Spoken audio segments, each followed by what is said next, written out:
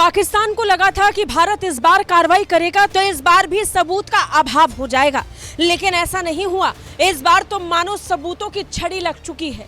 भारतीय विदेश मंत्रालय से लेकर रक्षा मंत्रालय तक के पास ऐसे कई ठोस सबूत हैं जिन्हें इस वक्त अंतर्राष्ट्रीय स्तर पर कई देशों को भारत सौंप रहा है। और इसी बीच बैठे बिठाए भारत के हाथ एक और बड़ी कामयाबी, और उस कामयाबी का एक और सबूत मिल गया।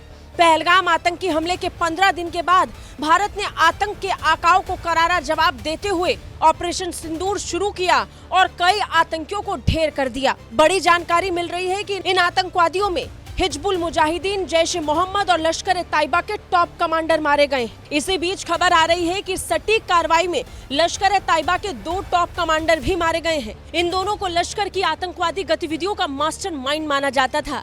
इनमें पहला नाम है हाफिज अब्दुल मलिक का, जो लश्कर का एक बड़ा ऑपरेशनल कमांडर बताया जा रहा है। वो मुरीद के स्थित लश्कर के मुख्यालय मरकज तैयबा में मौजूद था, जहां पर भारत ने स्ट्राइक की और मिसाइल हमले में ये आतंकी मारा गया। वहीं दूसरा आतंकी जिसका नाम सामने आ रहा है वो है मुदस्सिर, जो लश्कर की विदेशी आतंकियों से जुड़ी साजिशों का मास्टरमाइंड था।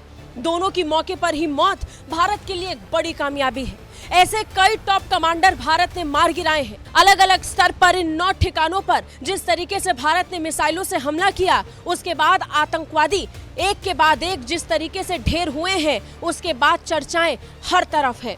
तस्वीरें भी सामने आ रही हैं। ऑपरेशन सिंदूर को खुफिया एजेंसियों ने जिस तरह ऑपरेट किया, उसके बाद पाकिस्तान को बैठे बिठाए इसके बारे में कोई जानकारी नहीं थी। पाकिस्तान बस भारत के हमले का इंतजार करता रह गया और उधर आतंक की जमीन को भारत ने पूरी तरीके से नष्ट कर दिया। भारत की तरफ से जिन आतंकी ठिकानों को निशाना बनाया गया, उसमें जैश ए मोहम्मद का मुख्यालय भी शामिल था।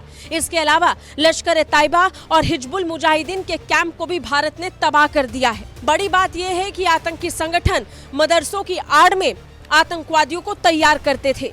उनकी ट्रेनिंग, ऑपरेशन और रिक्रूटमेंट की पूरी जिम्मेदारी यहीं से तय की जाती थी।